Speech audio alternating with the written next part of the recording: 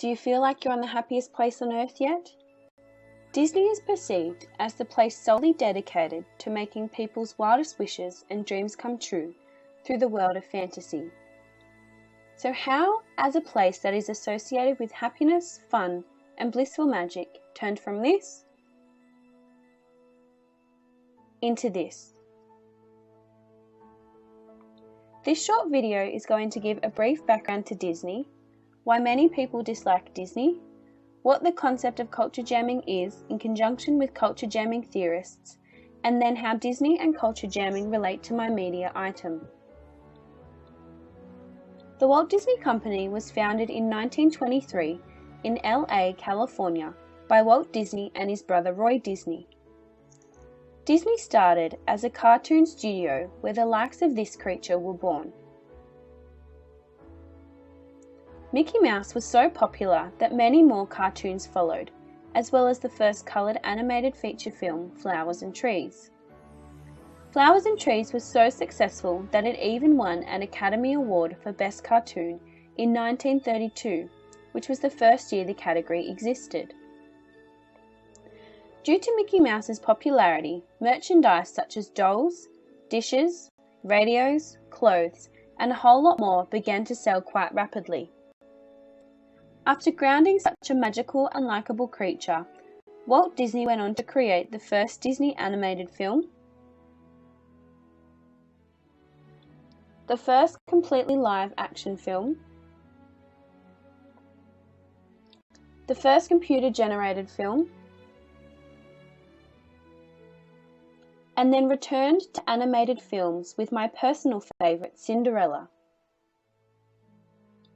However, in 1955, Disney took an alternative path away from movies and cartoon series with the opening of the first Disneyland in Anaheim, California. Walt Disney's aim with the creation of the Disney theme parks was for them to never be complete, as long as there was imagination left in the world. In other words, as long as Disney kept creating films, the theme parks would be updated with rides and attractions related to those new films. There are now 11 Disney-related theme parks in the world. Disney also has many TV channels, a record company, a cruise line company, and several consumer products and interactive media companies. However, it is evident that Disney has caused anger and frustration among groups and individuals. Some environmentalists are against Disney due to the deforestation that occurs when building theme parks and the creation of millions of children's books. Some feminists also dislike Disney as they feel the films are gender stereotyped, with female characters rarely being the heroes. Further, human rights activists are strongly against Disney due to its use of sweatshops in places such as Asia to produce their merchandise. Lastly, but definitely not least, Disney workers can be said to dislike Disney as they often go on strike in the bid to achieve better working conditions and better pay. Now, how do such individuals relate to my media item? My media item is an image of two Rainforest Action Network activists who in 2011 dressed up as Mickey and Minnie Mouse and chained themselves to the gates of Disneyland. Additionally, this large sign was hung over the Disney entrance. The activists were protesting against Disney's refusal to protect the supply chains from controversial Indonesian fibre, which was used to print and publish Disney books. The aim of the non-violent protests was to persuade and influence the Walt Disney Company, who is the largest publisher of children's books, to eliminate its affiliation with Indonesian fibre and thus protect the tigers and rainforests, as alluded to in my media item. This image shows that rainforest destruction is not a fairy tale, but a harsh reality. Despite my media item clearly relating to peaceful protests, it also relates heavily to the concept of culture jamming.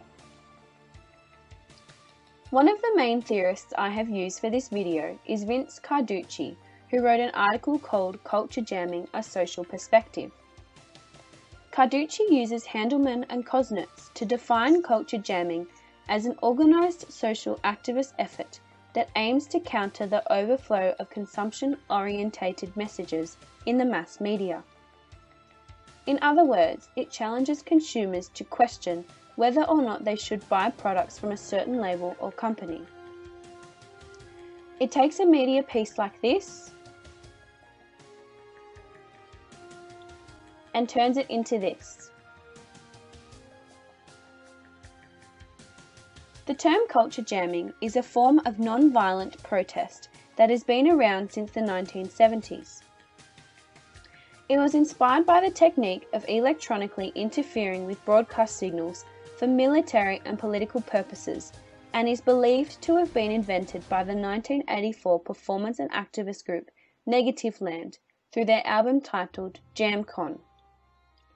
Clean, who is mentioned by Carducci, summarizes the ability of culture jamming quite perfectly in relation to the individuals who dislike Disney. By providing an incentive for producers to respond to socially responsible demands for sustainability of the environment through green products and an end to labor exploitation through fair trade and anti-sweatshop production and distribution, culture jammers may in fact be performing a beneficial, and some might even say, necessary function as a consumer. The second theorist that I have drawn information from is an article written by Dangi Noam called Culture Jamming. Noam uses this example of a culture jam created by the Adbusters Media Foundation, which is a Canadian-based culture jamming group. This image is an example of a counter message that mimics Nike's own method of communication and sends a message, a subvertisement, which is completely juxtaposed to the original image intended. Noam highlights how Nike and Disney have been strongly criticized by the individuals I discussed earlier. Culture jamming is thus political in nature, as it makes consumerism a political topic. Culture jamming is a way of advocating for change, which, if we return to my media item, is exactly what the image is trying to persuade Disney to do: change. My media item can relate to culture jamming, as it uses the popular trademark of Mickey and Minnie Mouse and repurposes it into an anti-Disney message. The implication of this image is that it challenges consumers to think that if they are willing to support Disney, then they are also willing to support the deforestation and extinction of many animals from the destruction of Indonesian rainforests. As Noam highlights, companies become more vulnerable to public opinion through culture jamming and need to adjust their business practices to the concerns of consumers.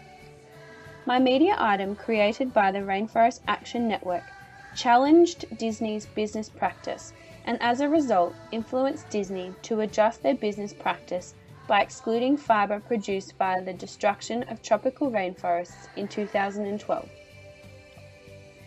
To conclude, Disney is a mega corporation in which culture jammers are against.